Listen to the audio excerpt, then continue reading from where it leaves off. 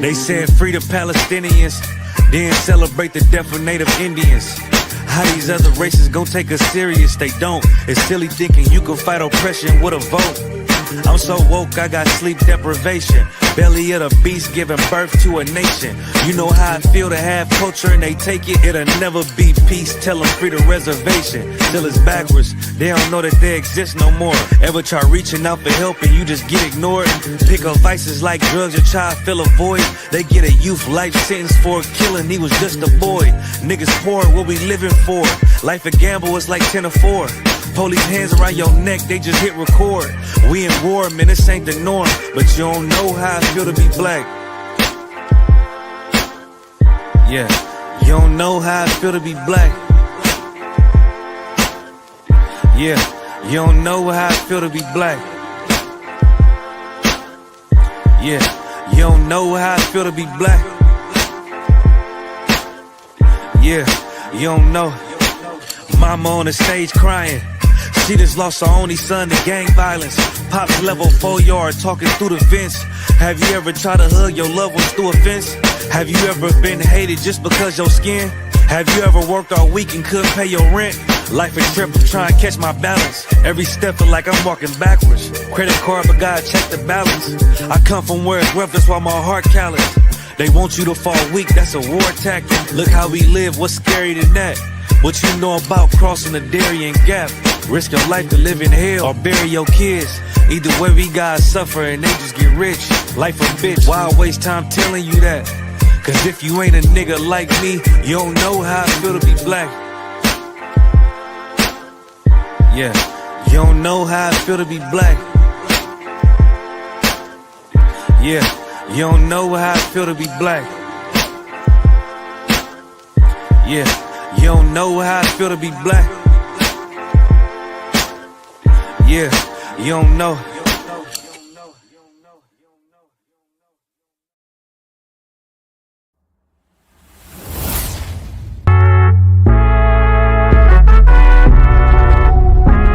Whoop, whoop.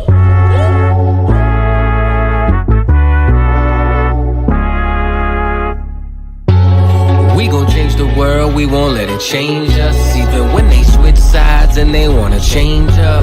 Fucking with my brother, then your life in danger. Got no fear like I got one in the chamber. Since day one, we been about it, nigga. I've been going hard since the day that I found it. It's 144 to the day the Lord counted. I'ma keep my head up to the day that he crowned it now. Since day one, we been about it, nigga. I've been going hard since the day that I found it. It's 144 to the day the Lord counted. I'ma keep my head up to the day that he crowned it. They want a fame, they want a clout. That's why they doubt. I got them black, I want a class. And I shut my mouth. This was way before polite. Before I came to campsites, I came broken and contrite. I just wanted to live right, clean my soul and give my life. Had to give up all my vice. I got a fog out my head. I was raised from the dead. I put down that weed and I cut off my dreads. For before I could lead, I had to learn to be led. Now I'm a bad motherfucker. Walk around and I straight flex on suckers.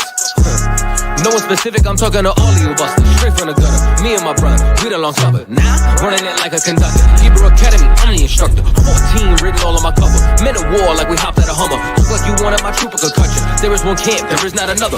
One West, UPK. One West, UPK. One West, one West, one West, UPK. One what? UPK. One what? UPK. One what? One what? One what? UPK. Me and all of my Oyes, hold it, shit down, right here, all day. Shalom, wagwan, sa, passe, is we, damn niggas, yatu, sabe, ay. We gon' change the world, we won't let it change us. Even when they switch sides and they wanna change up. Fucking with my brother, then your life in danger. Got no fear like I got one in the chamber. Since day one, we been about it, nigga. I've been going hard since the day that I found it. It's 144 to the day the Lord counted. I'ma keep my head up to the day that he crowned it now. Since day one, we been about it, nigga. I've been going hard since the day that I found it. It's 144 to the day the Lord counted. I'ma keep my head up to the day that he crowned it.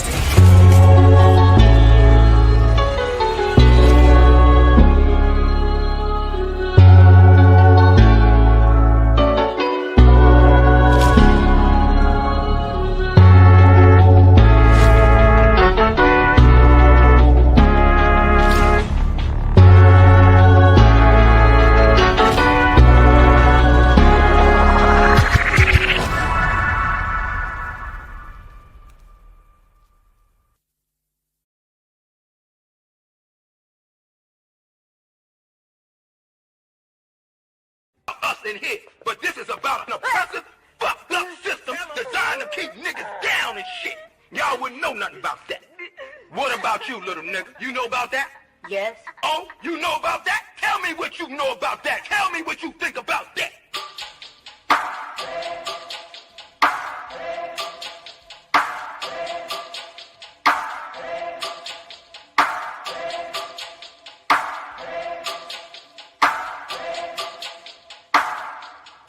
I turn up when it's real in the field. This for my niggas that kneel on the field. Light-skinned nigga, you gon' find me in the field. House niggas looking at a nigga like chill. I go hard when it's real in the field. This for my niggas that kneel on the field. Light-skinned nigga, find me in the field. I don't give a fuck how a house nigga feel. Belly of the beast, we been living in hell. They like, damn Kai, how could you tell? Put us in the project, set us up to fail. Round here, bullets be flying like hell. Too many of my niggas either dead or in jail. Make a nigga work when you locked in a cell. Can't find work when you out on bail, but your homie got the work, so we passed through a scale. Got them birds like the Bible got quail. Niggas selling out cause they mama got bills. Turning to coons like Oprah and Gail. How you sell your soul just to get a little kale? They put you in a dress when you get a record deal. Wanna see a nigga getting high on pills? You can dance on a pole, you can sell that tail, but they never tell a nigga that he can go to Yale. We all created equal, that's white males. All lives matter, not black males. Another mother crying, another coffin got a nail. How many brothers out here got killed? How many of our sisters out here gotta heal? How many more caps gotta get peeled? We beef with each other so quick to pull the steel. George Zimmerman still alive and well. I turn up when it's real in the field. This for my niggas that kneel on the field. Light-skinned nigga, you can find me in the field. House niggas looking at a nigga like chill. I go hard when it's real in the field. This for my niggas that kneel on the field. Light-skinned nigga, find me in the field. I don't give a fuck how a house nigga feel. I turn up when it's real in the field. Feel. This for my niggas that kneel on the field. Feel. Light-skinned nigga, you can find me in the field. Feel. House niggas looking at a nigga like chill. Chill. Yo, chill! Prison industrial complex is a system situated at the intersection of government and private interests. It uses prisons as a solution to social, political, and economic problems. It includes human rights violations, the death penalty, slave labor, policing, courts, the media, political prisoners, and the elimination of dissent. They just want us to die in silence.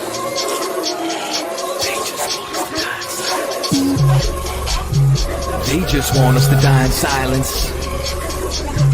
They just want us to die in silence. I might start me a fucking riot. Slave rebellion, no compliance. They just want us to die in silence. They murder minds like they got a license. I pray for the coronavirus to kill all of these violent tyrants. They prey on us like they poaching lions. World War III's on the horizon. Black and Hispanics form alliance. From the west coast to the islands, this pressure is making diamonds. They've awakened sleeping giants. I turn up when it's real in the field. This for my niggas that kneel on the field. Light-skinned nigga, you can find me in the field. House niggas looking at a nigga like chill. I go hard when it's real in the field. This for my niggas that kneel on the field. Light-skinned nigga, find me in the field. I don't give a fuck how a house nigga feel. I turn up when it's real in the field.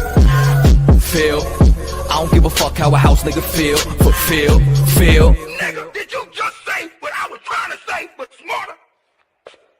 I like this little nigga.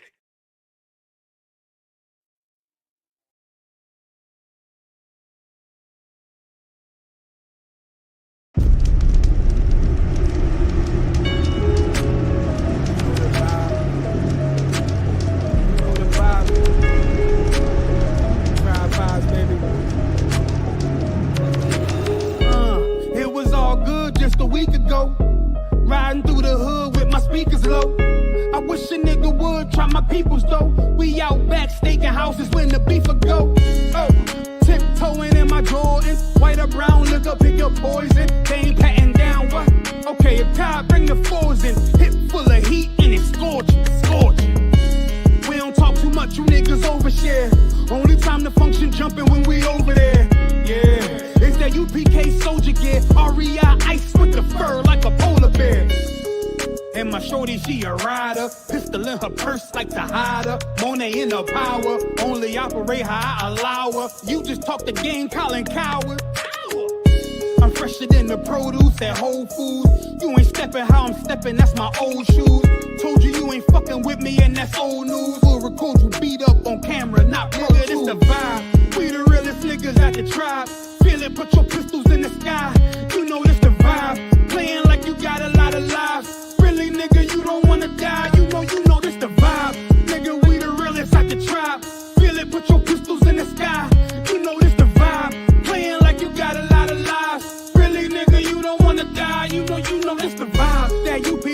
Revolver got some stripes on it. G-shot, not a lot of ice on it. Not a lot of niggas pay this price shit. I can bet my life on it. You'll get your shot and go light on it. I go tie game OT, last bucket of the night, and go mic on it, sights on it. I don't need a beam. Make a nigga wake up like a fucking bad dream. You sit shots, I'm sick of her fucking vaccine, yeah, I mean. I ain't a killer, brody, I ain't had to be one. But get it twisted, I start to popping like I'm rerun. Living like a sucker, ain't no option where we from. I was told go and get a gun and keep one. Tribe vibes got me feeling like a wise guy with some mob ties. While you wearing purses, nails painted like some mob wives. I advise you to follow rules we abide by. You ain't got the app, get the side, it's the vibe. We the realest niggas at the tribe. Feel it, put your pistols in the sky. You know this the vibe. Playing like you got a lot of lives. Really, nigga, you don't wanna die. You know this the vibe. Nigga, we the realest at the tribe. Feel it, put your pistols in the sky. You know this the vibe. Playing like you got a lot of lives. Really, nigga, you don't wanna die. You know this the vibe. Niggas at the tribe. 68 and 68. The Lord shall bring thee into Egypt again with ships. Slavery. This time it was gonna be ships. By way whereof I spake unto thee, thou shalt see it no more again. And there you shall be sold unto your enemies for bondman and bondwoman, and no man shall buy you. We hit these shores, we were sold for slave man and slave woman.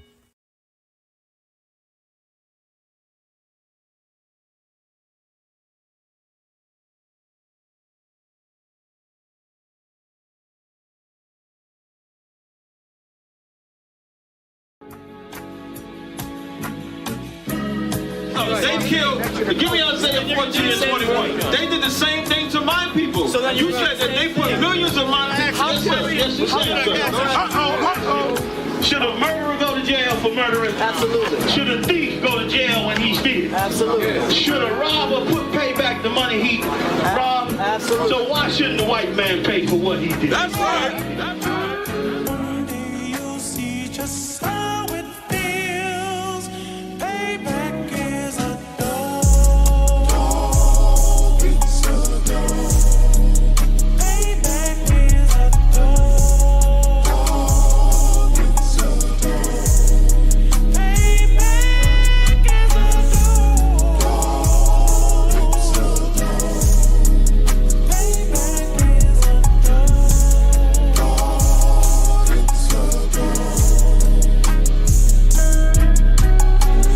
I'm in a hell of a hole, was never expected to grow.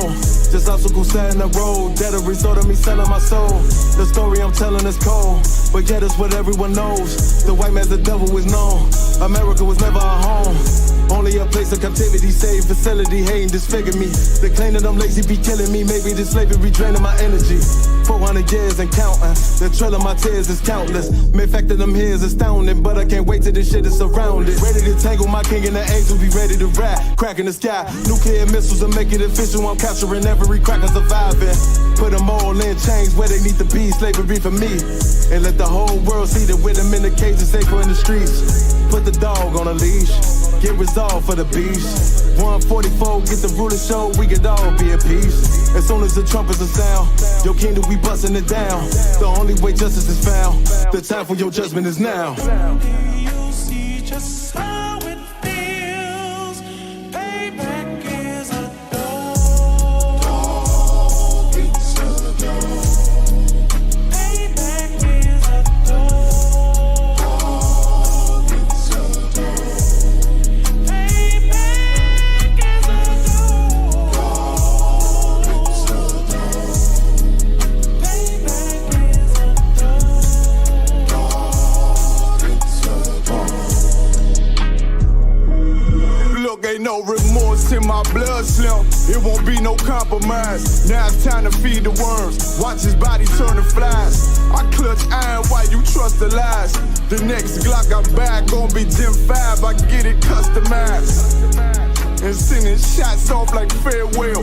Praying payback come back around like a carousel. Still remember your Honda's words ringing in my head like bells. Said you in his body, you fit the Lord, fuck the cartel. Triangle choke, a apply pressure to the game like I did Vondale. Payback's a bitch in a dress, she a bombshell. Revenge is served cold, I just hope they making oxtail. Glock fresh out the box, I swear it got that new car smell. Made myself a target in a world of mass shooters. That was designed fire for our babies to pass through. In the day of our king's reign, I'll be overzealous. They bought my jealous, I bought brand new parabellums. Someday you'll see just how it feels. Payback is a dog. It's a dog. Payback is a dog. It's a dog. Payback is a dog. It's a dog. Payback is a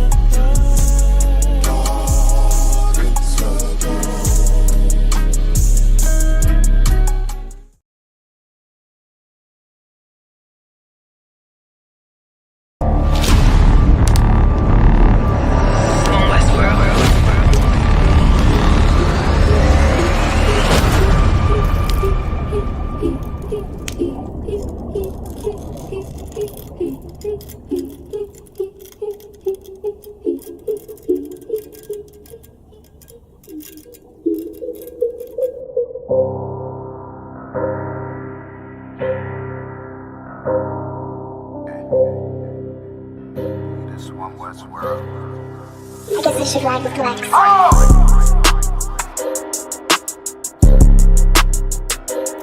They talk about man.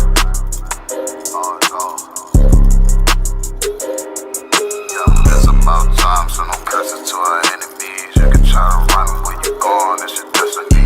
You gotta fall, never rise, that's the melody. What you get to win, get another legacy. If you gotta do the shit, when I do it carefully. You can lose everything you own over jealousy. When I met her, I ain't never sweat her, I just let her breathe. See you down, keep my foot on you, that's not my pedigree. At your throat, I done took her over, I pray I never leave. I'm a different guy, you're surprised, tucked in my sleeve. Boy, you fucking stupid, sold your seat for some bloody beef. True nation, cut the conversation, better keep it brief. It's about time, so no curses to our enemies. You can try to run where you going, it's your destiny. You gotta fall, never rise, that's the melody. What you get to witness, the beginning of a legacy. It's about time, send them curses to them enemies. You can try to run where you going, this your destiny.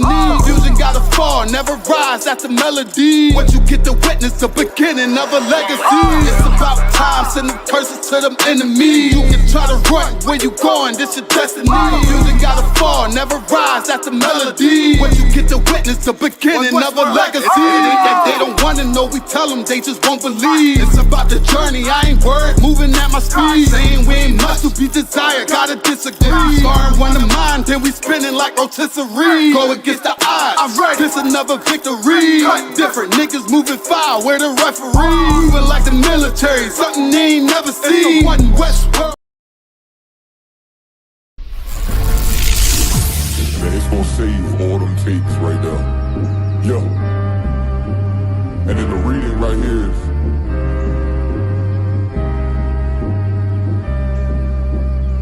she asked if I'm a prophet. I said absolutely, absolutely, absolutely. And when I walk through the door, bitch, you best salute me, best salute me, absolutely. She asked if I'm a prophet. I said absolutely, absolutely, absolutely. And when I walk through the door, bitch, you best salute me, best salute me, absolutely, absolutely. Bible on my right and a chopper in my other hand. Everybody is trying to find and recreate the identity of so-called blacks, Latinos, and Native Americans. Every few years, black people get a new identity. America wants the black man, the Latino man, the Native American man to his blood, sweat, and tears. They work us to the damn bone. Come and pay a visit for your last year. I'm truly up. Make a move unless we tune you up. Absolutely, man. We know you cause you ain't fooling us. But don't think this is trying to cool us. Our state, this whole world was made for blacks, Latinos, and Native American Indians. And the other nations know it. And because the other nations know it, they make sure to keep us underneath them. So for the fifth angel of the Lord, come upon you, black man, Native American Indian man, Hispanic man. You understand, man? It's about to get oppressive out here. You only have I know, man. You only have I know of all the families on the earth, man. Right? You only have I know, man. So therefore, he will punish us for all of our iniquities, which is our sins, man. One West 125th Street, Harlem, New York, under command of Jerry Hunt. We are not affiliated with any fake Israelite groups or anybody else.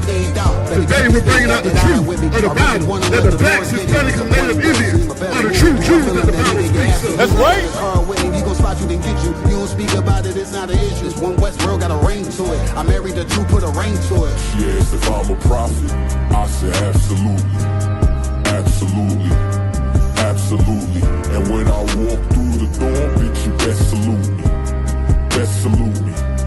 Absolutely. She asked if I'm a prophet, I say absolutely. Absolutely. Absolutely. And when I walk through the door, bitch, you best salute me. Best salute me. Absolutely. Absolutely.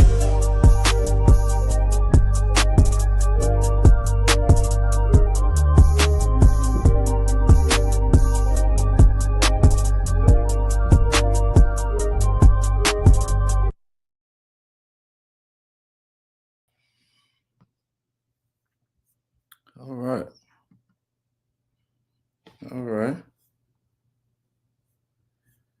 All right. We got in here. Most High in Christ. Most High in Christ. Right? All right. This history class. We got in this history class. All right. We in here.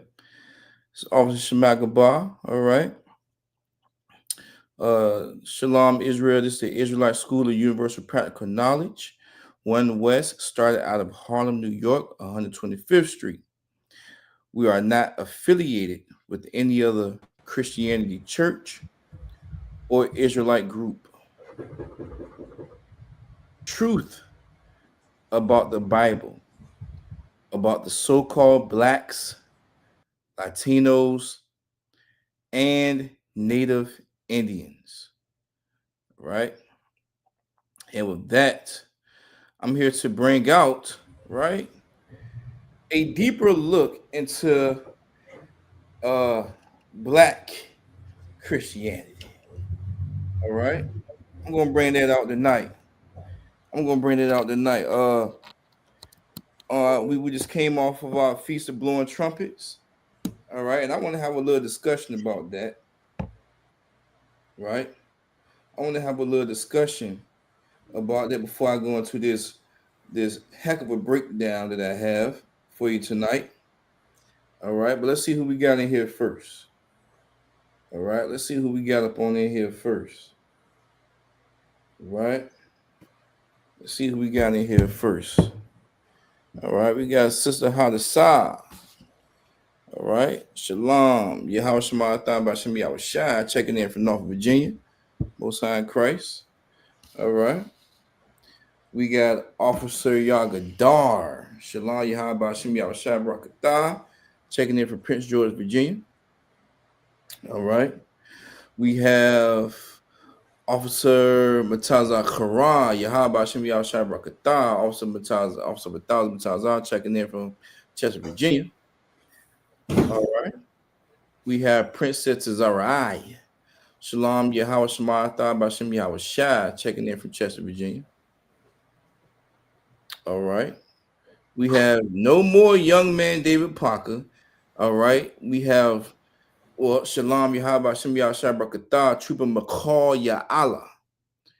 All right. Checking in for Richmond, Virginia. Congratulations to you, brother, for earning your Hebrew name. Clap it up for that, brother. All right. All right.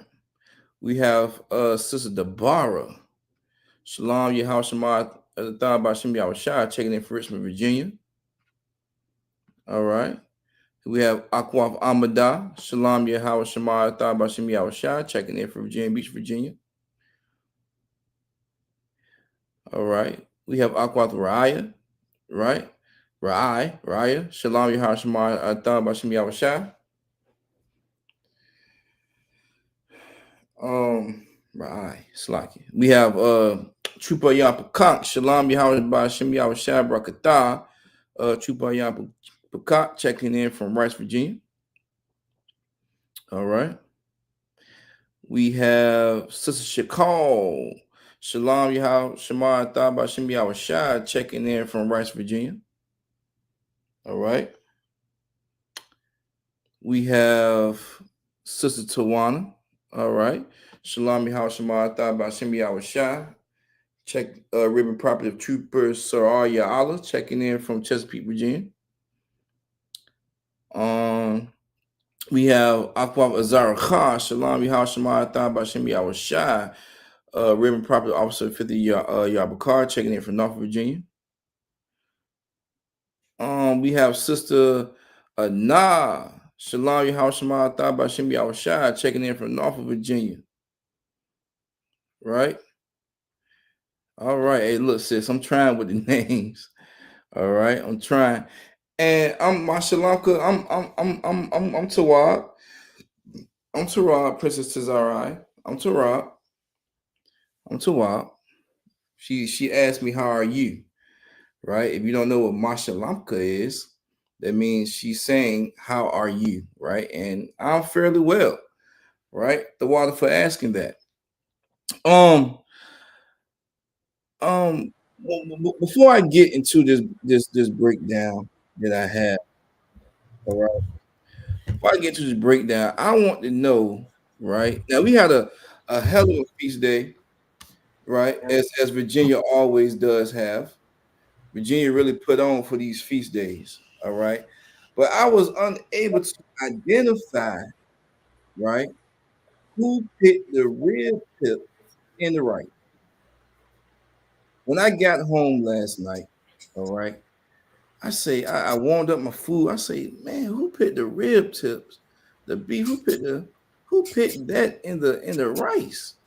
That was just an amazing idea. If you did that, like that was just whoever that was. We need to give that sister a hand. Like whoever that was, like we need to give that sister a hand. Sister Ryan, I knew it had to be something. She always being creative. I say, this can't be is this the beef tips in the rice? Like, good gracious. Like, wow.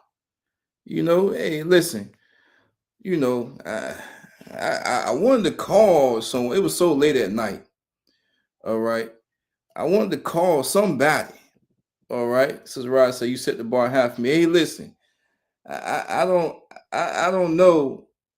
I don't know.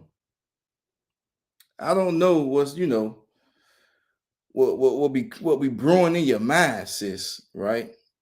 But I see the Most High blessed you enough to work something out with that arm.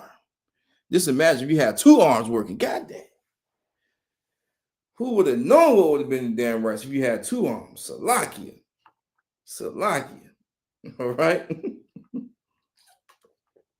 But everything was good. Even the beans. The bean was Tawab. The turkey was Tawab.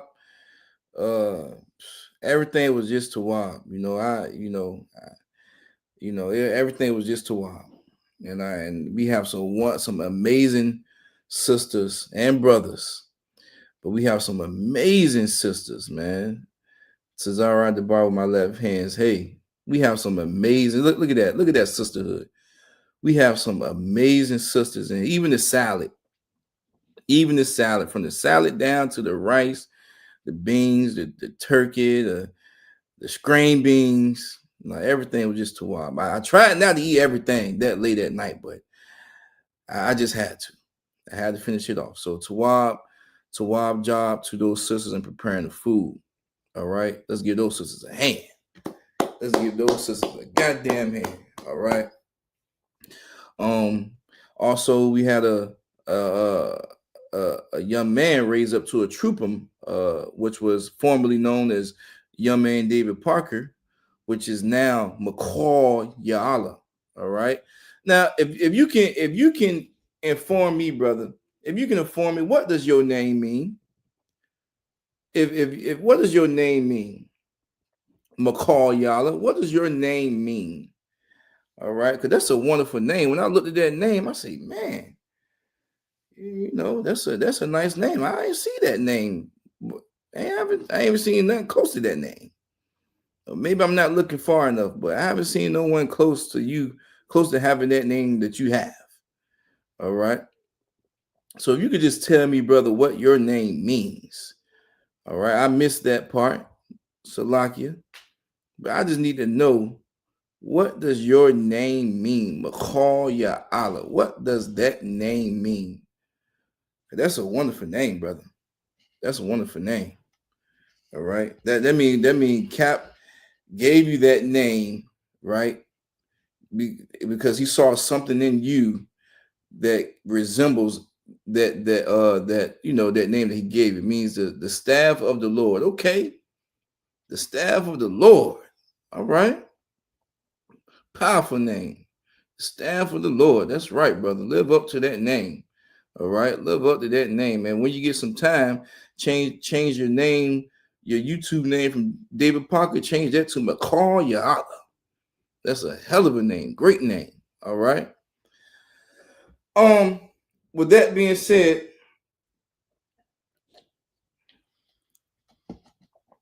I want to focus tonight on a deeper look into Black Christianity. All right.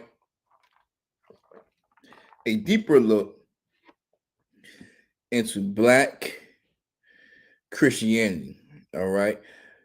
Listen, you got to understand that McCall Yala is not the only young man that's going to come into this truth. That McCall Yala probably was not just McCall Yala, but all of us when we didn't have our Hebrew names, right? We was linked and tied to some form of religion, to some form of following, right?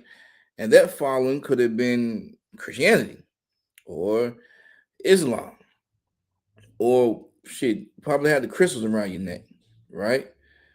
There's no sweat, brother. I'm trying to figure out computers, smartphones, not our man. Hey, no sweat, brother. And here you're gonna learn that technology. You're gonna quickly be informed on how to use that technology, brother. But needless to say, new people or people that's just watching our channel in general, right, is not so much is follows different followings. They have different religions that they follow. They have different, beliefs that they believe in, right? So it's important, right, to learn some history behind these things that these people are following, right? And you never know who's watching this channel, because people that's watching this channel may just want to look at this channel just to be informed on what the word that we talking about. Why are we against Christianity? Why are we against other religions, right? Oftentimes when people watch our channels, right, they're not watching it to follow, right? They're just watching it just to be informed on what the hell we're talking about. Like, how are we aligned? How are our beliefs? Right. And the more times they watch, right, that's when they're going to put two and two together and say, hey, I think these guys are right. Or they're going to stick to whatever path that they're on. Right. So tonight I want to give a deeper look into Black Christianity, a deeper look into Christianity as a whole. Right. But I want to give a deeper look into the Black Christianity. All right. One of the first scriptures I want to pull up for tonight is First Peter, right? 4, and I want to start at 14. I want to go to First Peter 4 and 14. That's the first book, chapter, verse that I want to start at for tonight. All right. Is it First Peter 4? Okay, yep. All right. First Peter 4 and 14, right? Now it says, if ye right? Ye is Old English for you, all right? If ye be reproached for the name of Christ. What does reproach mean? Right? What does reproach mean? Reproached, right? We know the prefix re means to do again or to do over, right? What does reproached mean? Right? Because we're going to learn some history tonight. We're going to learn some history tonight. What does reproached mean? Reproached, right? If ye be reproached for the name of Christ, right? To express disapproval, right? Yeah, to express disapproval. That's damn right, sis. Express like disapproval. If you be approached, if you be blamed, if you be if you be disproved, right? For following the name for the name of Christ, right? Right? It continues to say, happy are ye, happy are you. You should be happy. Happy are you, right? For you to be blamed, for you to be disproved for the name of Christ, right? For this reason, right? This is why. The prefix, not the prefix, the conjunction for means for this reason, right?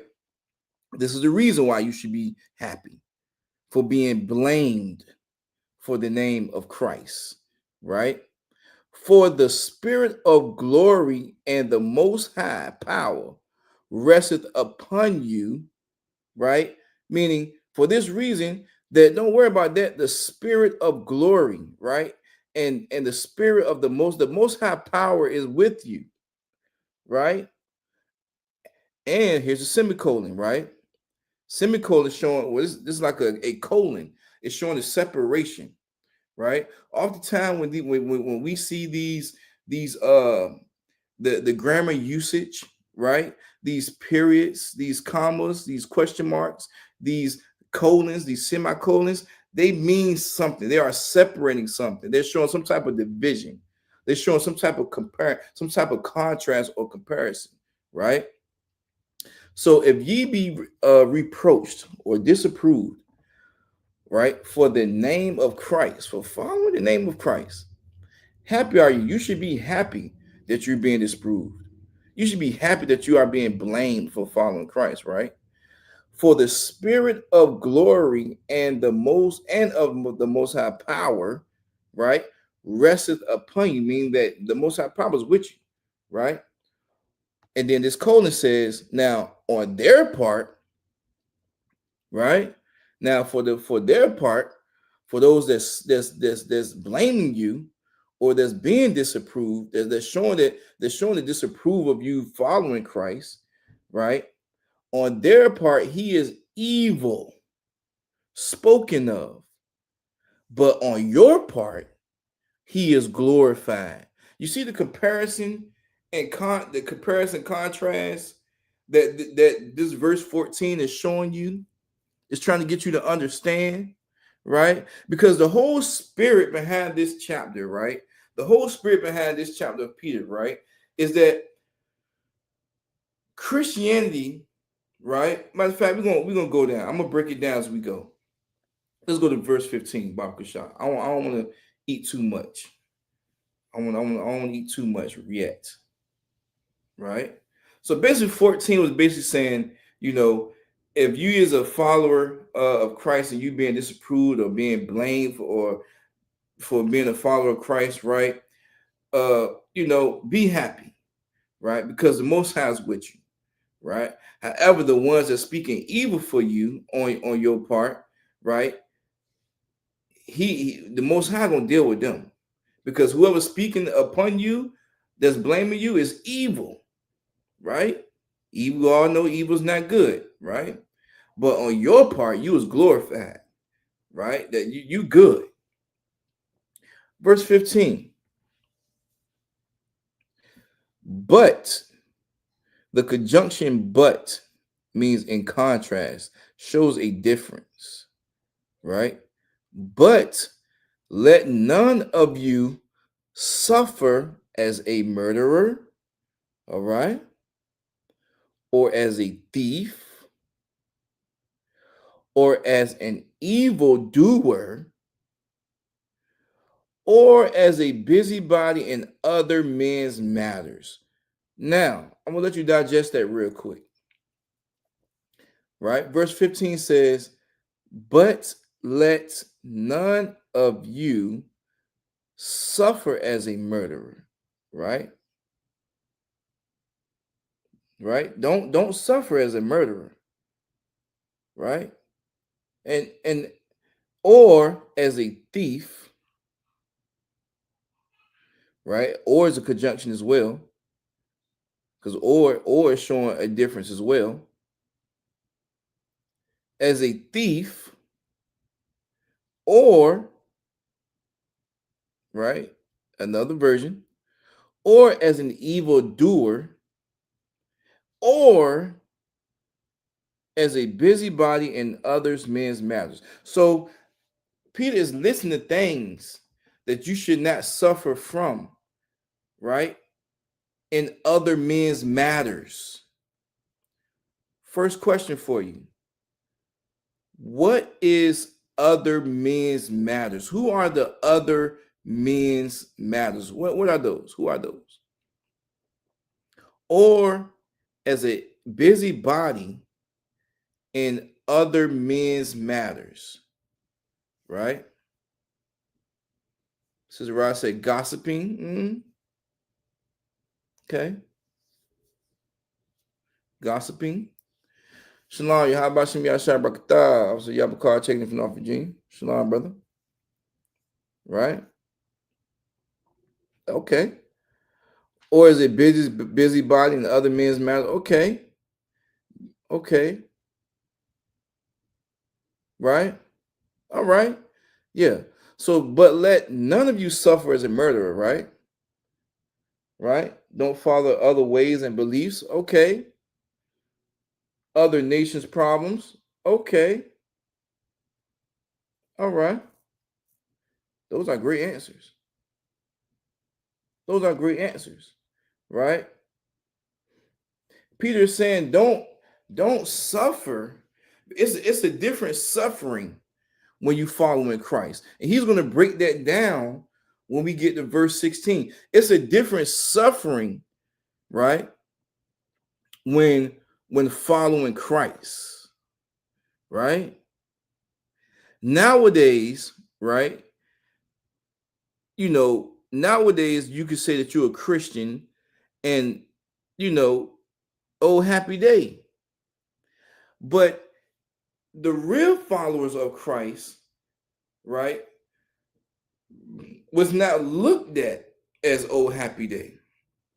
It was looked at as some type of blameless being or some type of like, why you following this?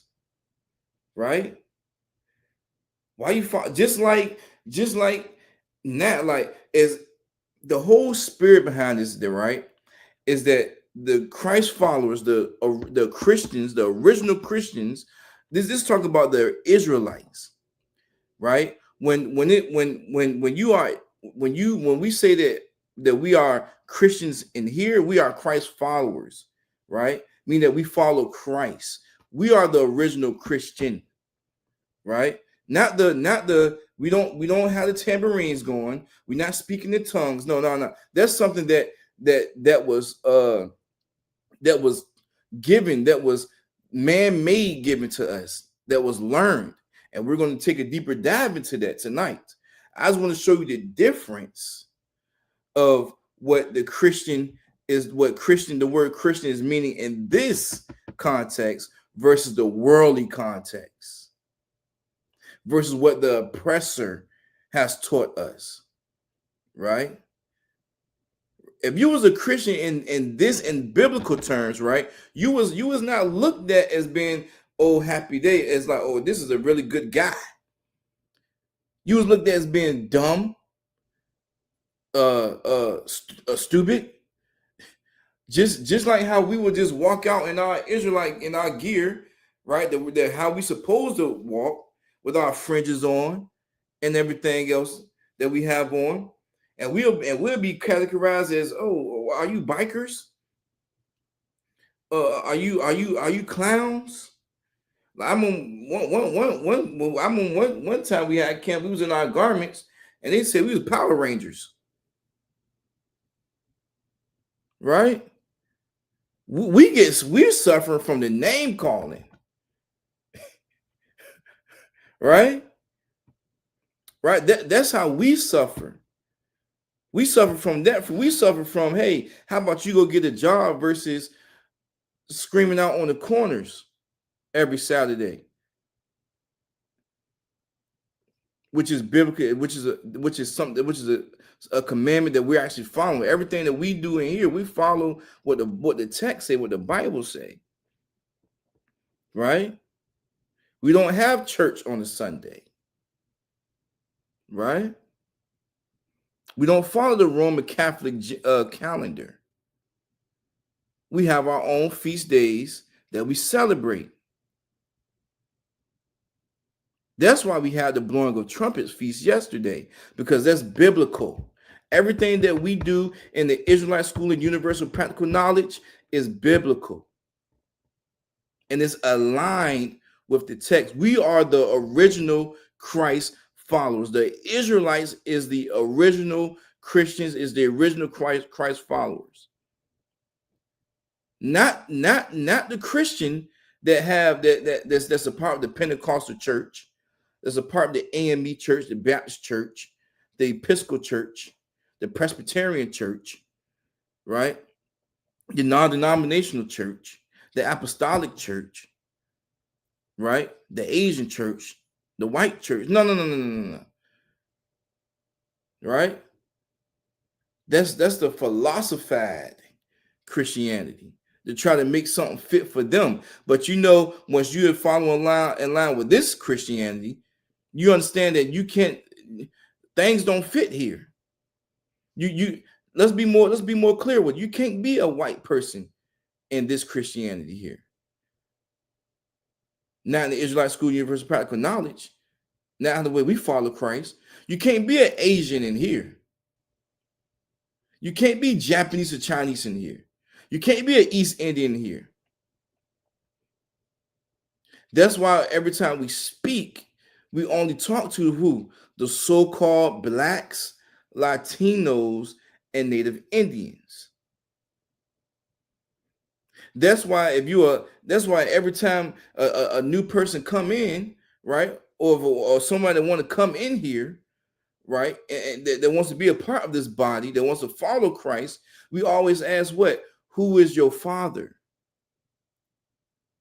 What is your father black?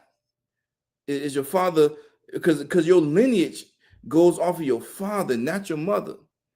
You can have a white father, an Asian father, a Chinese father, East Indian father, and your mama be black. No. You're not an Israelite.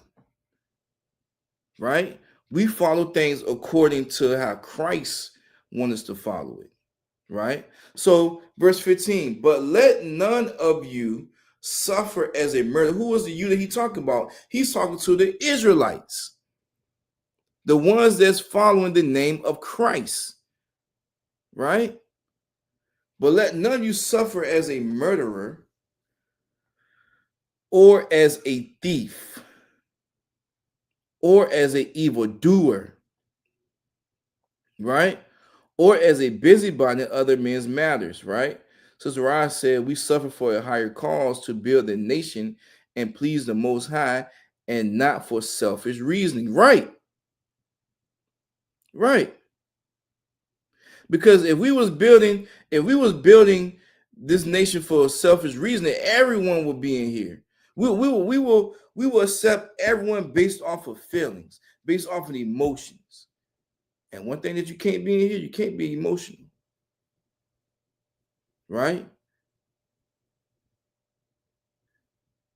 Officer Yagadar said the imposters say it's based off your mother. Go figure. Right. It ain't based off your mama. It's based off your father, because your father what? Your father carries the seed. In order for the mother to be impregnated, in order for the mother to form you, you have to be impregnated. You have to come from a seed. In order for a flower to grow, it has to be formed by what? It starts off as a seed first. Then from the seed, then you get the flower. You just not gonna just come out and just be a flower. Unless you some imitation, unless you them fake flowers that you could buy at Michael's or TJ Maxx or something like that. You're fake. You're not real, right? It's not real. Versus something that comes from a seed that's organic, right? That blooms into a flower, that blooms into a tree, right? That's what matters. Right? Now, verse 16. Yet, right? What does yet mean? It means a difference, right? Yet, if any man suffer as a Christian, now a Christian will say, you know what? Christian is in the Bible. Christian is in the Bible. See, look, here it is right here. Not knowing this is the proper way, not knowing the proper way to be a Christian, right? Yet if any man suffer as a Christian, let him not be ashamed. What are we being ashamed from? In the chat, what will we be ashamed from for as being a Christian? Because I'm gonna let you know what's being acceptable in Christianity. That you don't have to worry about being ashamed. Here we go. Let me list it. You being a part of the LGBTQIA committee movement, right? It's okay. God loves everybody. Come on in. The doors of the church is open. Matter of fact, we got a job for you because we want you to be included. I like how the way you sing. You can be the choir director. Boom. Okay. You can be white. Yellow, white, black, yellow. He pressing Jesus' sight. Jesus loved the little children of the world. No matter color. Right? You could be a woman preacher. You could preach. Like it's a whole lot of things that's being accepted in Christianity. Right? But this is not the proper way of being a Christian.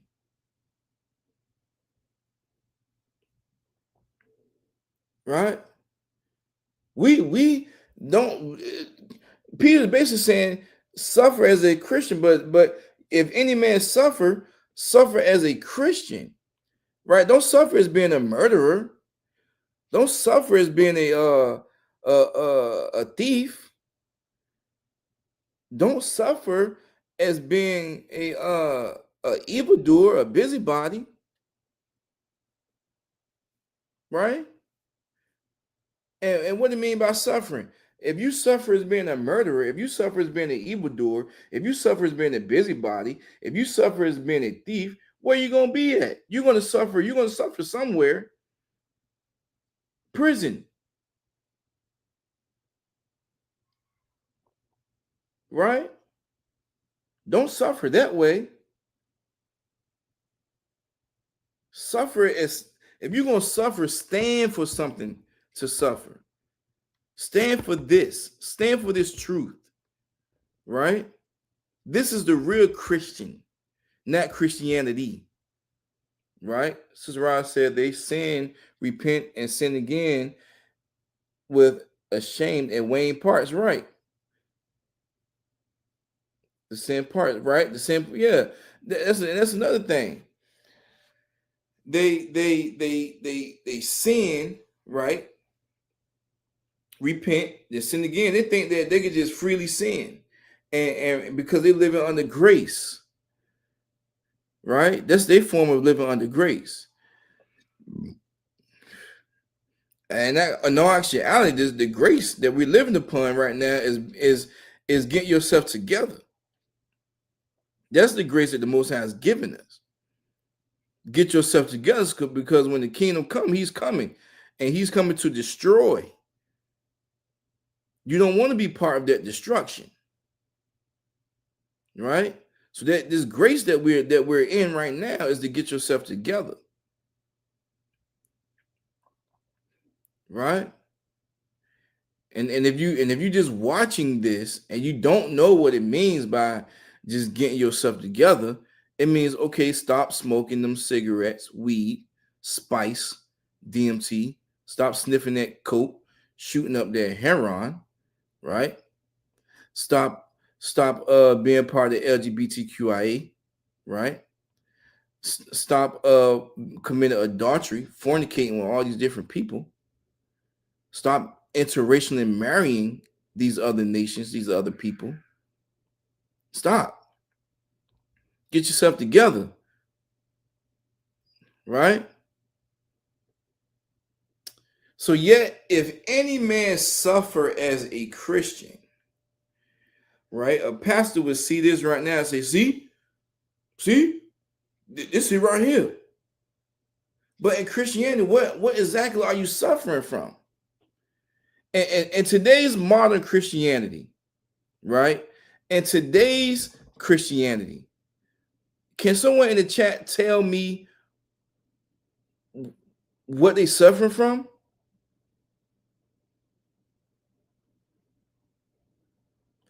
How about this? Let's make it more interactive. Can someone tell me what Christianity is suffering from versus what we as Israelites, the real Christians, is suffering from? What is Christianity suffering from versus the Israelite, the real Christians? What are we suffering from? Because if you're part of the Christianity, you know you're all shades. You're white, black, Chinese, Japanese, right? Like you like what are you suffering from? Versus in here, what are we suffering from? Salaki priest. Uh-huh. From here on out, try to refrain from saying we real Christians, all right? Salaki. So Okay. But I do get your point though, but don't right. confuse. Right, the verbiage, right. Yeah, right. Yeah, you too wild. Right. Wow. Oh yeah, yonder bar. Excellent class. Keep going. You straight. Come on. Right. So Sister Barbara said Christianity suffer from delusion. Israelites suffer from lack of knowledge. Right. Officer Yagadar said Christianity suffers from white people still not loving them after all these years. Civil rights and all they fought for is being stripped away. Right. Right. Exactly. Look at verse 17, Baba Kishah.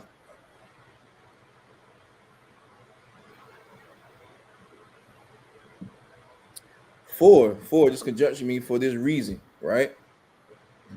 For the time is come that judgment must begin at the house of the Most High Power. And if it first begin at us, what shall the end be of them that obey not the gospel of the Most High Power? Meaning what? Meaning that we're all going to be judged. Everyone is going to be judged, right? When judgment come, I'm going to be judged. Everyone is going to be judged, right? For the time is come that judgment must begin at the house of the Most High Power. And if it first begin at us, it's going to first begin at us, with us, right? So if it first begin with us, what shall the end be of them that obey not the gospel of the Most High power? Also, Yagadar said, real followers of Christ suffer from being ostracized from the family and friends for following the Bible. Right. Called Power Rangers and unemployed while baking at the our hats while baking in the hot sun trying to save their people. Right. Right.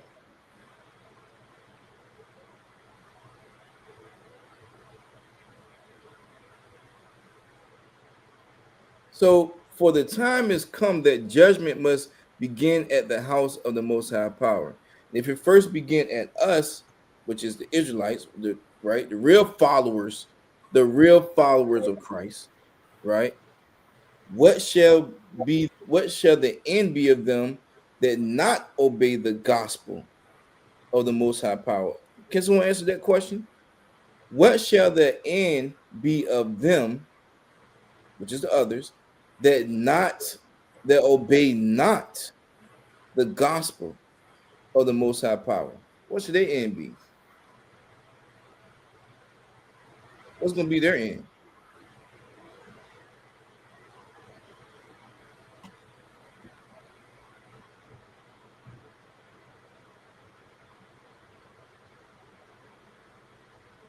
Who can answer that question? What shall the end be of them that obey not the gospel of the Most High Power? This is more of an easy question right here. This is an easy question. This is a layup. This warm up line layup. Right? What shall the end be of them that obey not the gospel of the Most High Power? Right? The gospel of the Most High Power is what? We know what that is. So what will the end? What shall the end be of them that obey not the gospel of the Most High Power?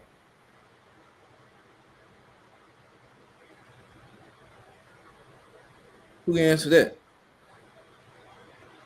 This is a layup.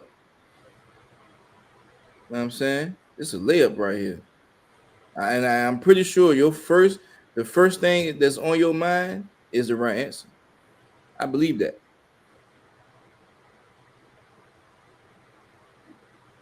Okay, Sister Ron said they should be on the live. All right, yeah. And when they on the live, they're not going to enter what? This kingdom, this heaven on earth. Right? They're not going to be part of this heaven on earth, this kingdom that's going to come. Right? Great answer. Right? Let's go to verse 18, Baba Kashan. We're going to get into some things here. And in addition to this, and which is a conjunction, right? Which means in addition to, right? Sister one said they'll be in captivity. Well, they won't be in captivity. They'll be unalive. They'll be part of that too, they'll be unalive. When Christ come back, he's coming to destroy, right? And if you ain't been following these laws, statutes, and commandments, you ain't no more. You're bad, you're gone, right? You ain't gonna be a part of this kingdom that's gonna be here on earth, this heaven that's gonna be here on earth. So verse 18, and which means in addition to, if the righteous scarcely be saved. What does scarcely mean? What does the word scarcely, I said scarcely, Salakia. What does the word scarcely mean? Scarcely. What does the word scarcely mean?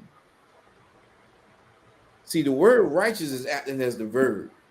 The word scarcely is acting as the adverb, right? Is modifying this verb of righteous, right?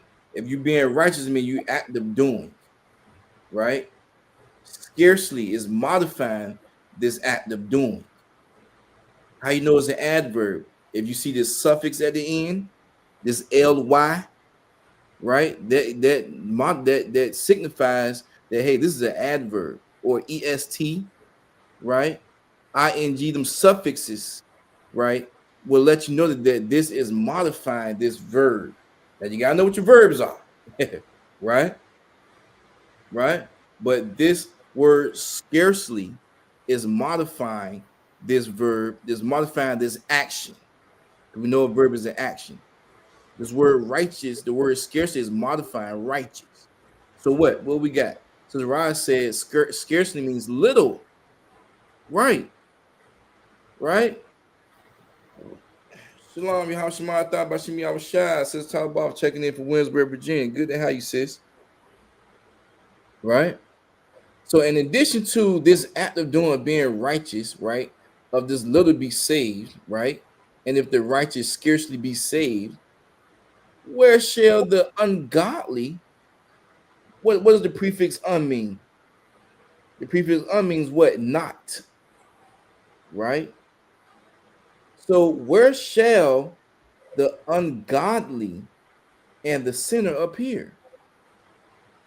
Not in this kingdom. Basically, there's like what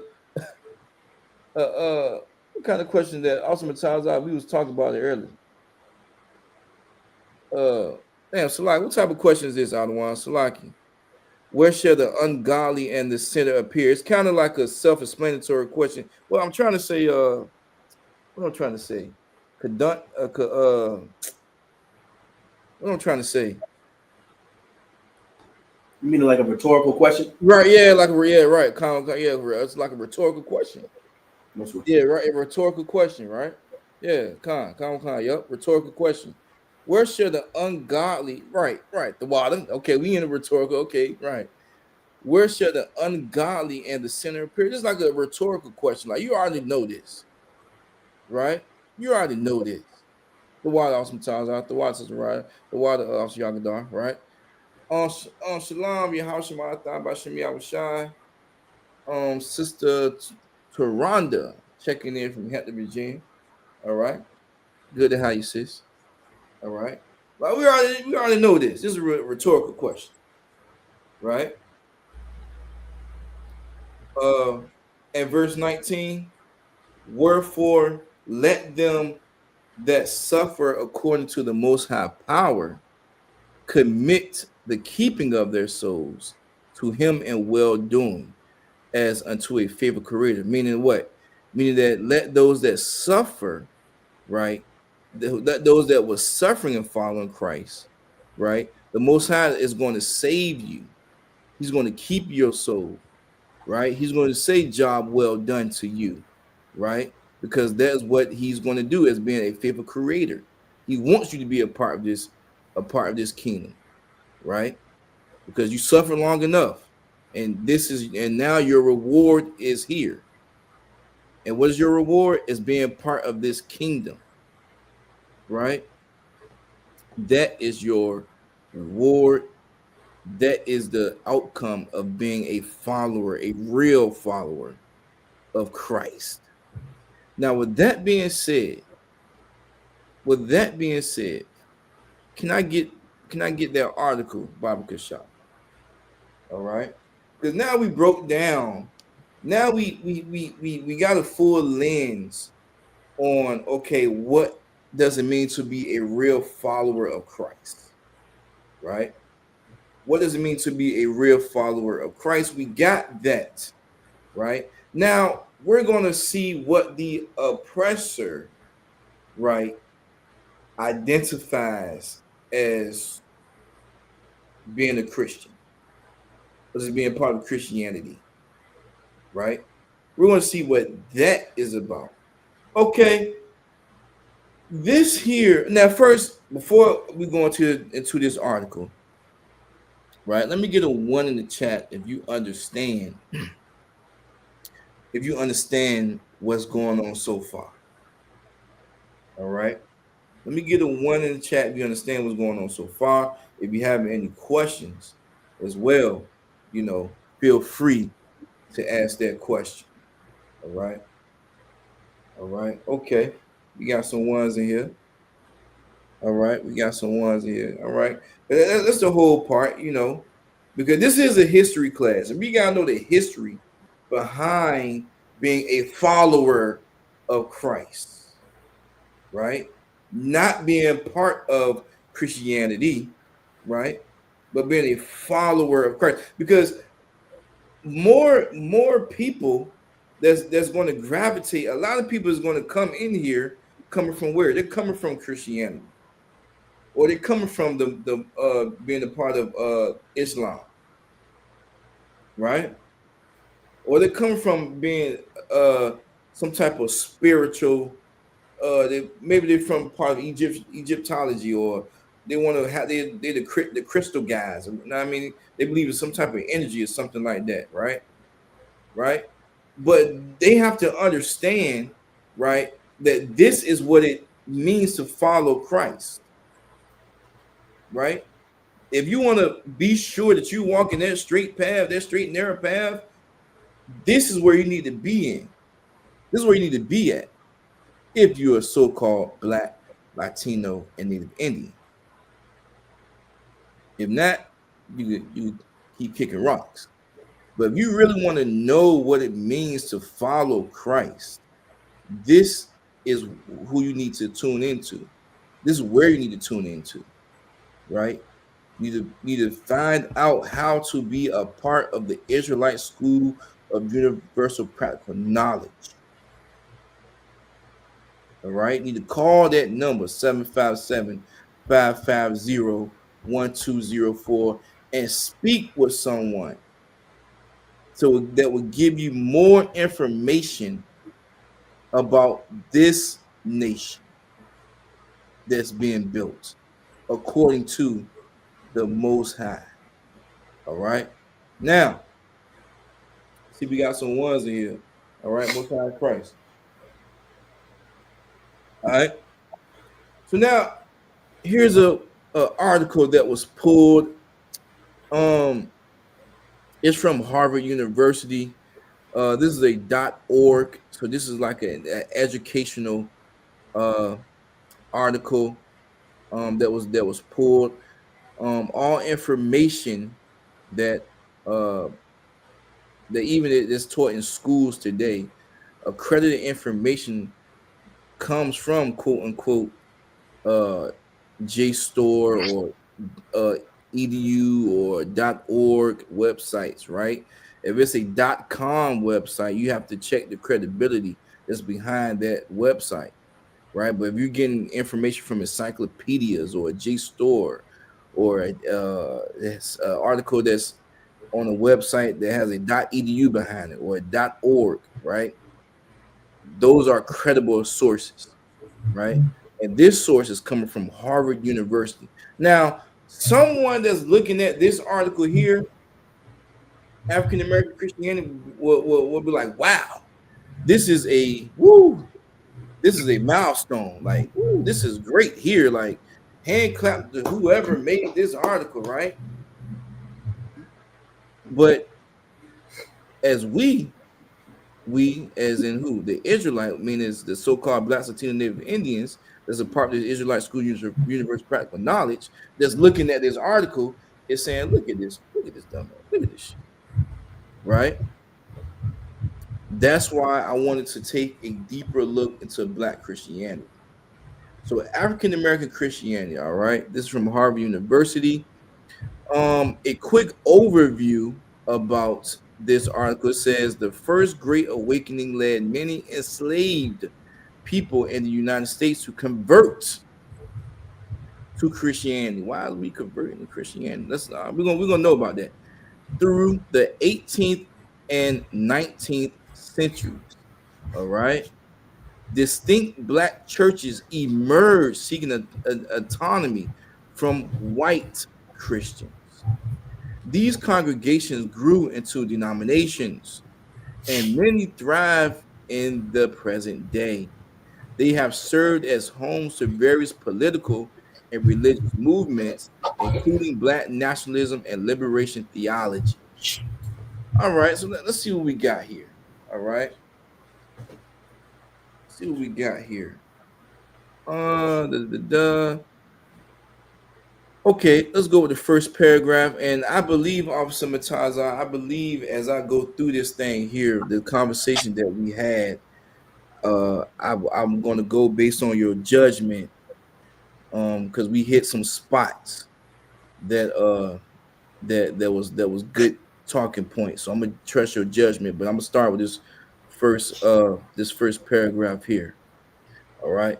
So the first African captives entered England's North American colonies through Jamestown, Virginia in 1619. I'm gonna get to that word African in a minute. For over 200 years, Africans, largely from the west coast of Africa, were brought to the United States through the slave trade. All right. So, first of all, Africans, right? These weren't Africans, right? The first African captives. No, these weren't no Africans, right? These were Israelites. Okay. These weren't no Africans. All right. So at first, Christianity, right? Because first of all, Salaki, first of all, we know who was a part of the slave trade anyway. Africans won't part the damn slave trade. They was the ones that gave us up in the slave trade. You know what I'm saying? If you know, you know. All right. So for over 200 years, Africans largely from the west coast of Africa were brought to the United States through the slave trade. That's that transatlantic slave trade. Right.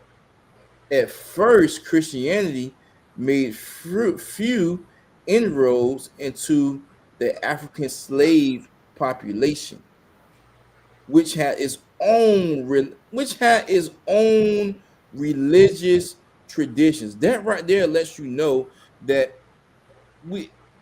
these Israelites, we had our own way of following Christ. Right? We had our own way. Many white colonists resisted. Hear this. Let's digest on this one. Many white colonists resisted missionizing the enslaved population. Why? Fearing that converted slaves, right, would have to be freed and treated with the respect that would be accorded to fellow Christians. What is that saying? I'm gonna read that again. Can someone tell me? Let's see if we're on the same thinking pattern here, right?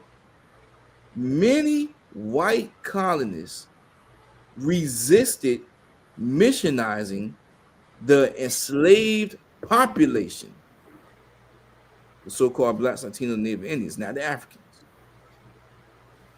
We were the ones that was enslaved, fearing that converted slaves would have to be freed and treated with the respect that would be accorded to fellow Christians.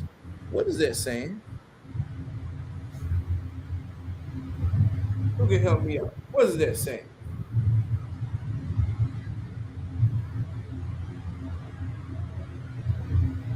What is that trying to say? What is that trying to say? Many white colonists. Okay, what about it is hypocrisy? What about it? That's hypocrisy, right? Like what you mean by that?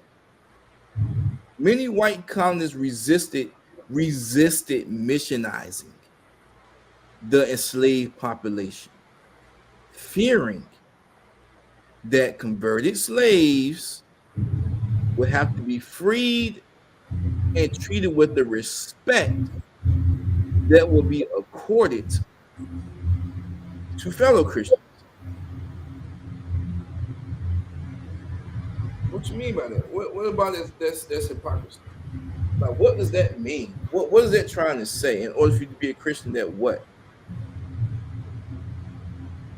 What is that trying to say? If you were an enslaved being, if you were enslaved, right? These white colonists feared that the converted slaves, right?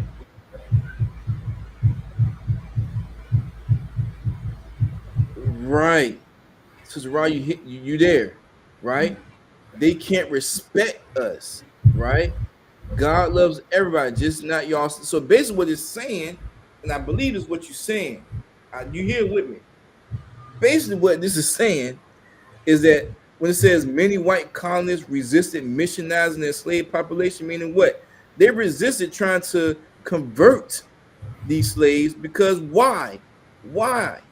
Because they feared that once they converted these slaves, they would have to be treated with the same amount of respect as them, as other Christians. I mean, like, hold on now. You still a slave, dog. I mean, you can be a Christian, but you ain't gonna be treated with the same amount of respect. As a matter of fact, you still got to go pick that cotton. All right. Yeah, okay. We don't pick cotton, but you do. All right. We still give you the slop of that pig as well, right? I mean, like, well, damn, we still can't be equal. It won't no being no equal with this thing here, right? So what am I saying? So even as you being a Christian, being part of the Christianity religion today, right? You're not even you're still not being looked upon as being equal to other Christians, to the white colonists, because the white colonists was the ones that bring it over here. Meaning what? If you was equal, if you was equal to the uh to the fellow Christianity religion, it wouldn't be no such thing as a white church and a black church, right? It wouldn't be no difference. It would just be the Christian church, right? I don't know no white church. Listen here. I don't know no white church that's apostolic. I don't know no white church that's apostolic or that's Baptist or that's Pentecostal. Why? I don't know no white church that's apostolic or Baptist.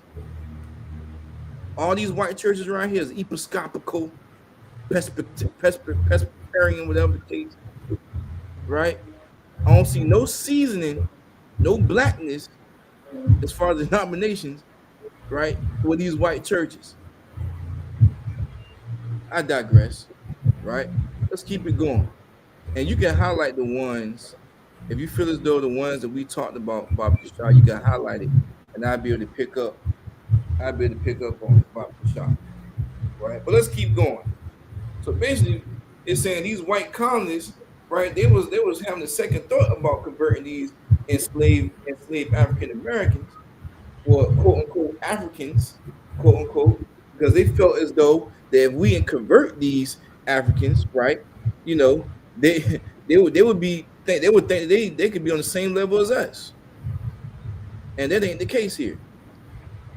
Sister Barbara said this. That's the same that's happening now. While white Christians don't want to forgive Charlie Kirk's unaliver, and why they are calling in bomb threats to HBCUs.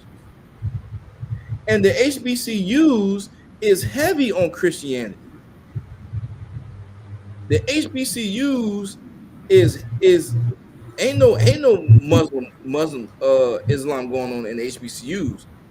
This is a heavy Christian based universities. But let's talk about it.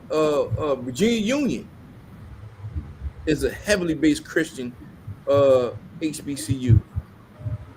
Livingstone HBCU, that's in North Carolina. All the schools I went to. Every Wednesday, you had to go to the program, and you had to dress in a shirt and tie. Heavily in Christianity. These HBCUs is heavy in this Christianity. And that's heavy what Sister Deborah said, that's the same that's happening now while white Christians don't want to forgive Charlie Kirk's unaliver, right? And while they are calling in bomb threats to HBCUs. Ain't no equalness to that. All right, let's keep going, Bob Kashan.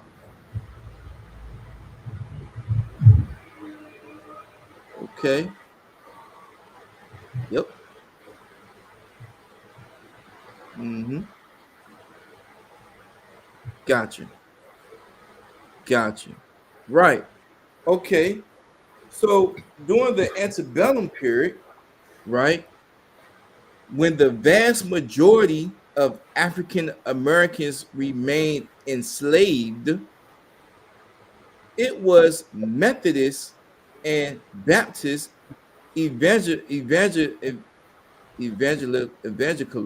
Salakia, evangelicals, Salakia, evangelicals who worked most successfully to missionize slave quarters.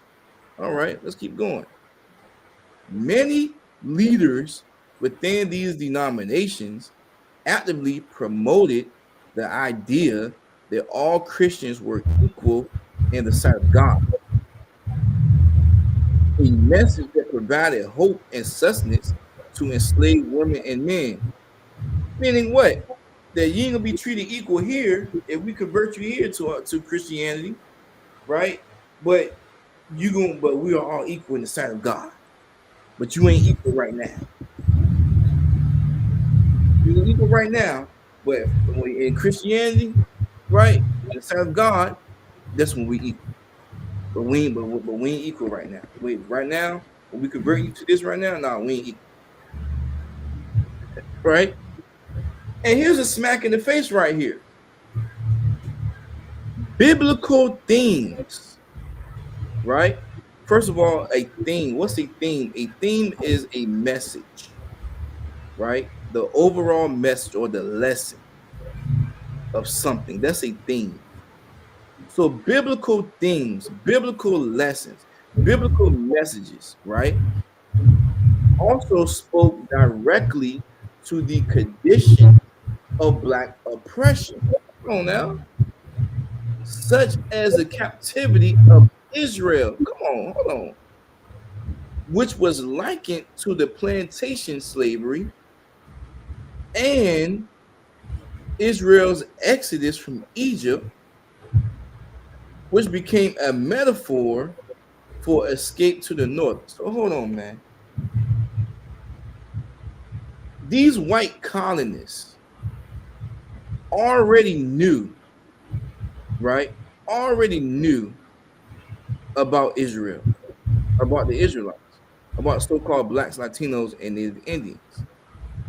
That's why they ripped out, that's why they came up with that slave Bible. Ripped out all these different chapters in the slave Bible and gave it to the slaves.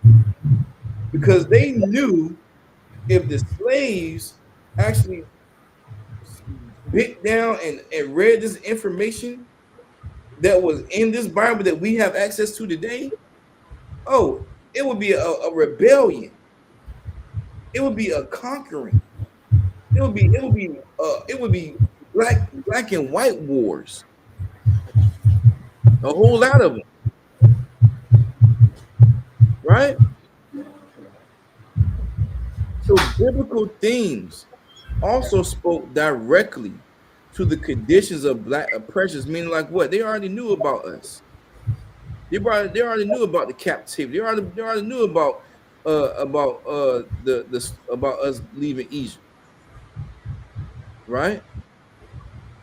Biblical themes also spoke directly to the conditions of Black oppression, such as the captivity of Israel, meaning what? They knew about the different captivities that we went through in the Bible.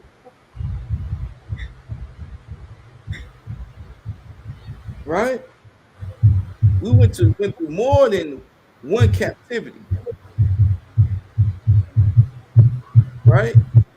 From the old to the new. Which was likened to the plantation slavery, which was what liking mean was what, which was kind of like, which was theologized. That's not the word. Which was being shown as this is the reason why you're being a slave.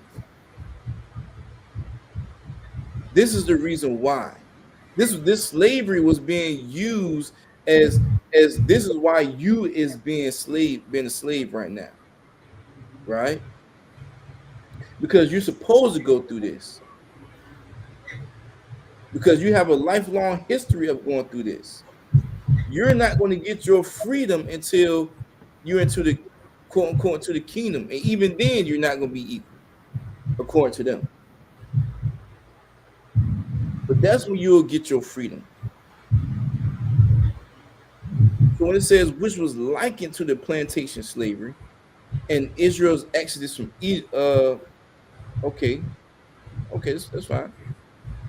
Um, the biblical themes also spoke directly to the condition of black oppression, such as captivity of Israel, right, which was likened, all right, which was likened to slavery, right? I got it right here. And Israel's exodus from Egypt, which became a metaphor, right, for escape to the north, right? So these oppressors, right, which became a metaphor to escape in the north. What was going on in the north?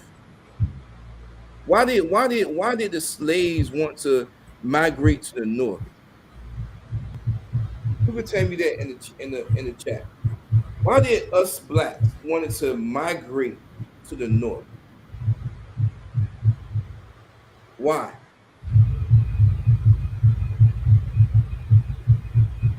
If you know the history of Harriet Tubman, right? She the whole Underground Railroad thing, right? She led the slave, right, to be free, right? Damn right, Sister Rob, to be free. So the whole story behind Harriet Tubman is that when she freed the slaves to the Underground Railroad, through the Underground Railroad, that she was going more up north, right? Up north through the Maryland, Philly, New that area, right? More up north because what? That's when they was free, right? That's why she was coming back down and freeing them. That's why all the slaves wanted to go. If they wanted to be free, they wanted to escape, they went more up north because they know they was free. In the South, that wasn't popping. That wasn't happening, right? So that metaphor, right? So what is a metaphor? Who can let me know what a metaphor is? Because that's heavy. That's heavy. It says what? It says black oppression, such as captivity of Israel, which was likened to plantation slavery and Israel's exodus from Egypt, which became a metaphor for escape to the north. So they're using that. What do you mean by it is used as a metaphor as escape to the north? What does that mean? Israel's exodus from Egypt, which became a metaphor for escape to the north. What do you mean by that? Metaphor. What do you mean by that? What do you mean by that metaphor? What do you mean by that? Yes, figuratively, yes, right? But a metaphor is a comparison to something without using like or as, right? If I have a simile, I'm using a comparison using like or as, right? Okay, for example, the water was hot as lava, right? So what am I comparing? I'm comparing the water, right? And I'm comparing lava. And how you know it's a simile? Because they use the word as. Now I'm gonna use I think it's just a Katy Perry song, "Baby You a Firework," right? Right? Baby, you're a firework, right? So this is a metaphor, right? It's comparing to baby. Who is not figuratively saying it, it's not literally saying a baby. It's saying what the person that they with, right? Baby, you're a firework, right? Comparing that to firework, mean like you my shining, you the love of my life, like you just my shining star, right? That's the metaphor, right? So figuratively, right? Figuratively, what is it saying, right? It says, which was likened to the plantation slavery in Israel's exodus from Egypt, which became a metaphor for escape to the north. Meaning what? Similar situation to prove a point. Meaning what? Their escape to the north was like their freedom, right? That's their freedom. That's them escaping Egypt. Is going to the north, not being in captivity anymore, right? Right? And I have more. I have more on this article here. I have more on this article. All right, and I'm gonna go with it. Let me see where I want to go at. All right, right, says Rod. Escape for bondage. Right.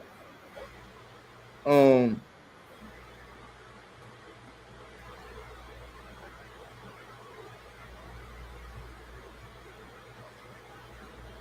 Let's see. I'm gonna go here because this is what black Christians. This is what black Christians. Oh, there's an eight. Okay, woo. There we go. All right, I'm right. Most High in Christ. All right. You can highlight what you can highlight. Because it's a lot in this article. It's a lot in this article, man. It's a lot in that paragraph. It's a lot. It's a lot in that. It's a lot. Um, if you okay, all right, okay, all right, okay, a okay, okay. So now in this paragraph, right? All right.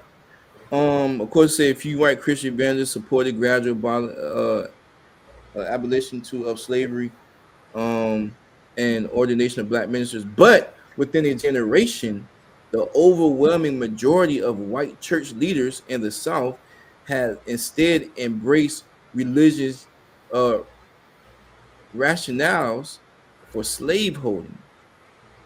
What does that mean?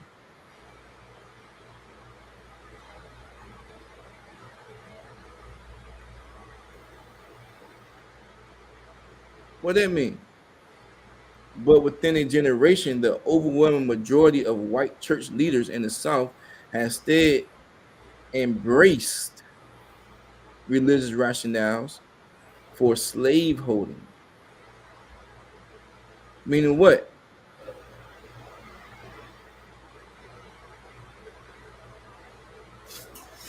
Meaning what? In part, in order for you to, in order for you to what?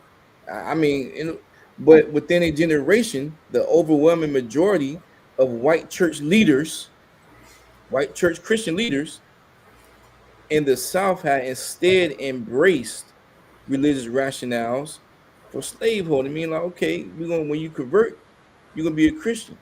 We're enslaving you. We're enslaving you under this religion, right? You have to follow this religion. This is what you have to do, right? When you could, it's much more of okay. We don't care about all that what you believe in, but in here you're going to be a Christian. You're going to be part of this Christianity. You're going to follow how the way we taught you. We're teaching you how to follow Christ. Styling themselves as biblical patriarchs, they claimed a more responsibility over over their slaves and argued that slavery was providentially ordained to bring Christianity to Africans, not to Africans, but to Israelites, right? These white colonists style themselves as biblical patriots, right? As some type of leader. They know the Bible, right? They claim they claim that it's their responsibility, right, over their slaves, right? And argue that slavery was providentially ordained to bring Christianity. There was a reason why we had to enslave you, because we had to bring Christianity to you for you to understand how to follow Christ. God damn. God damn. If I could, I wanna scroll down, right? It's a lot right there. It's a lot. I want to keep scrolling down. Uh okay, all right, okay, yeah, yep, yep. It's a lot. This might have to be a part two. Autonomy was an important goal for many Black Christians as interracial fellowship. First of all, we was already told now to interracially marry. That's in Deuteronomy, right? So autonomy was an important goal for many Black Christians as interracial fellowship in white-led churches was predicated upon the subordination of Black rights and interests. Though they remained few in number until the end of slavery a century later, separate black churches began to emerge in the 1760s. So based off what got taught from these white churches, right? Autonomy was an important goal for many Black Christians, as interracial fellowship in white-led churches was predicated upon the subordination of Black righteous interests. So basically, these Black Christians took, right, what they believed was right and what they was interested in from these white-led churches, right, and began to make their own Black church. So now they're going deep into the brainwashed. They don't want to come out of it, right? They're going deep into it. We're gonna create our own Black church, and we're gonna serve God. We're gonna serve Christ the way that we feel as though that we should serve Christ. Now we ain't no slaves no more, but we still gonna serve Christ the way that we should serve God. And that's how this whole shindig of this whole hypocrisy came about with these Black churches.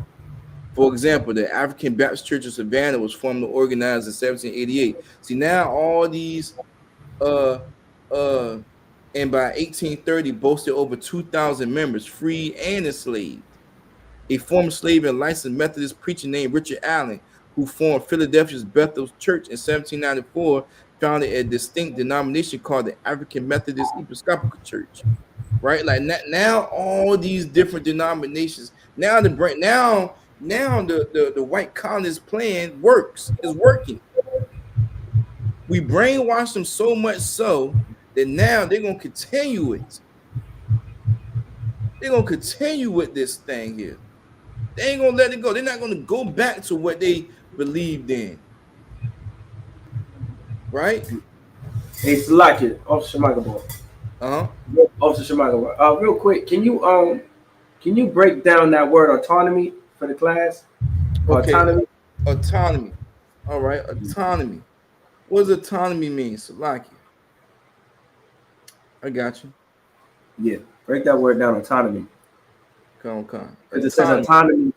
Autonomy was an important goal for many Black Christians. I got you. The one. Right? Mm-hmm. Autonomy, right? So autonomy means what? Autonomy is the quality of or state of being self-governing, right? Mm-hmm. So what does it mean? The Black Christians wanted to be they felt that self-governing, right, the quality of being self-governing, meaning like having their own type of order, right? Own type of independence, right? Was an important goal. That is what the autonomy means, right? So the self-governance, the independence from being away, from being not with not from being not a part of this white Christian church. That was the main goal. Because now we can do things how we want to do, and now we ain't got to be looked at. Now we ain't got to be looked over the oppression of oppressor, right? Now, Officer Yagadar said, set apart, aka holy, the opposite of Christianity, right? Officer Tazar said self-directing freedom and especially moral and independence, right? Right? So like if I ain't go over there, I should have went okay. Autonomy, right? That's what that means. So the main goal for blacks, for the enslaved people and the blacks, was that okay, we want to have our own type of govern our own self, right? Right? Right. Austin Todd said we didn't want the twisted mortality of the oppressor. We didn't want them overseeing us, right? Like we don't know what well, we didn't know, but like we don't know what to do. They still didn't know what to do because they were still rolling with it. But they self-govern themselves based on what? Based on they felt as though it was right and based on what interests them, right? And before I end, let me go to, if you could scroll down, because that's when all these black enslaved right there, that clergy where it says many black clergy, right? Right. So from there, this was one of the interests, right? This was one of the interests that they took on, right? It says many black clergy, particularly in southern states, encourage congregants to worship in ways that incorporated familiar African worship patterns, such as enthusiastic singing, clapping, and dancing. Right? First of all, that's what happens, right? The brainwash. Now we know them Africans, right? They love to beat them down toms. They're gonna shaking their feet and doing all. Well, they ain't doing that's ended, but they doing all that African that singing all that cuckoo stuff. Got all that paint on their face and doing all them dances and yeah, all that, right? Right? Many black clergy, particularly in southern states, encouraged congregants, right? Encouraged. I mean, like, was like pro for that. Like, they wanted you to do this. Like, do this, right? They encouraged congregants to worship in ways that incorporated familiar African worship patterns, such as enthusiastic singing. That's where you get your whoo, like it's like they modernized it now. The Black Christian Church modernized it now. Now I mean, they went from yeah to yelling to now they're doing runs now, right? Singing, clapping, and dancing. For example, the ring shout, a southern form of worshipful singing and rhythmic dancing in a circle, is often invoked as one of the distinctive contributions of African culture to African American Christianity. So that's where you get your shouting from. That's where you get that's them African beats. Now that's where you get that shouting from, right? That's where that was adopted from. That's not even that's nothing in the Bible says to do this, right? The distinctive musical Sister Rod said we singing now. Hey, listen, I gotta give some type of visual example. I gotta get some type of kinetic energy here, right? So, for example, the ring shout, a southern form of worshipful singing and rhythmic dancing in a circle, is often invoked as one of the distinctive contributions of African culture to African American Christianity. Right now, That's where you get your shouting from. Right now there's different click tracks and everything, different instruments that make it just sound just more elegant, whatever the case may be. Right. This distinctive musical tradition emerged during the antebellum era and morphed into the more genteel spirituals popularized by the French Jubilee singers in the late 19th century.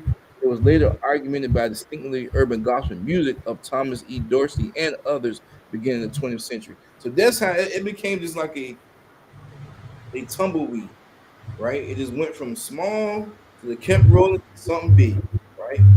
Nothing behind that is biblical. Right? This is gonna have to be a part two. All right. This is gonna have to be a part two, right? A deeper look into Black Christianity, right?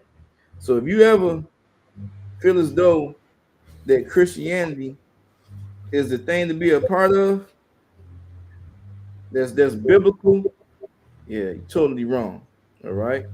So real quick, let's get the one in the chat. We still here. We understand what's going on. All right. Let's get the one in the chat. We still here. Right, you got to understand this was a deeper look into Black Christianity. What do we do tonight?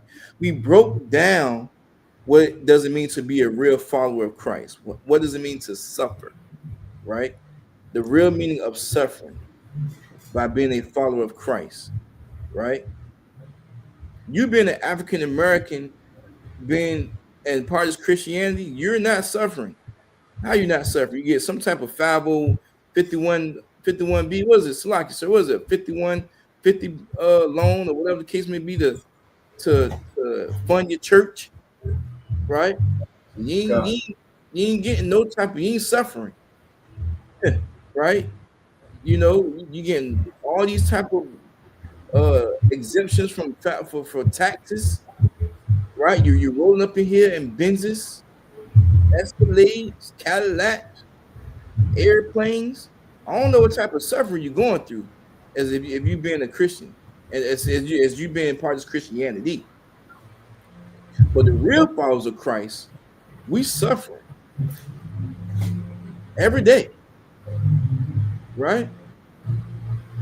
All right. All right. So that was just a little synopsis of that. All right. This may have to be a part two. All right. Okay.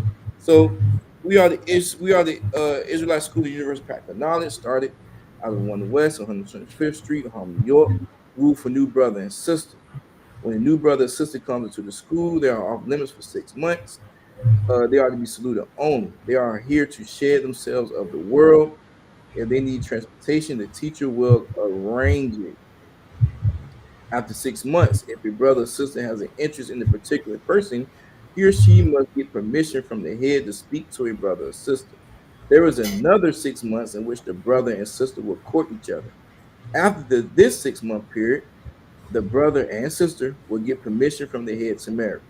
Tithes, which is a commandment, Numbers 18:21, Malachi 3:8-10, means tenth in the Hebrew, ma'asra, 10% of every penny of any increase the Most High gives you.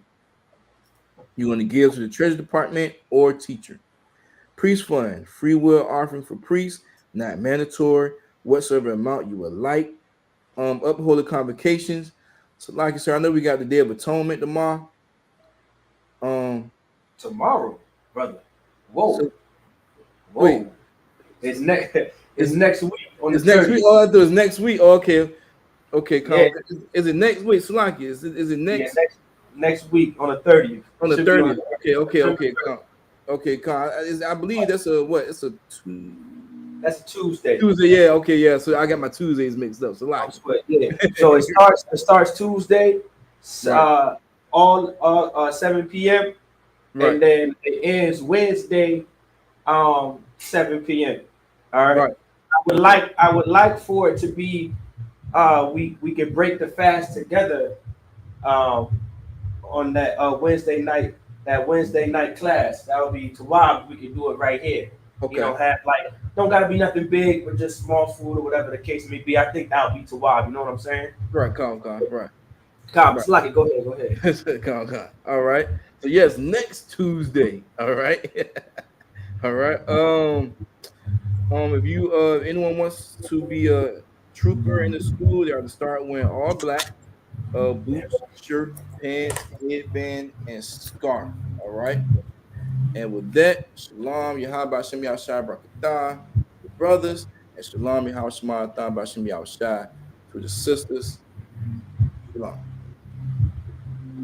Hey, listen, brothers and sisters, man. If you like what you hear, hit the subscribe button, man. Subscribe to this channel. And also, please go to ISUPK.com and pay your tithe. Drop me some cash so we can move around this planet like we need to, man, and do the things we need to do. They're one West. They're one West. They're one West. They're one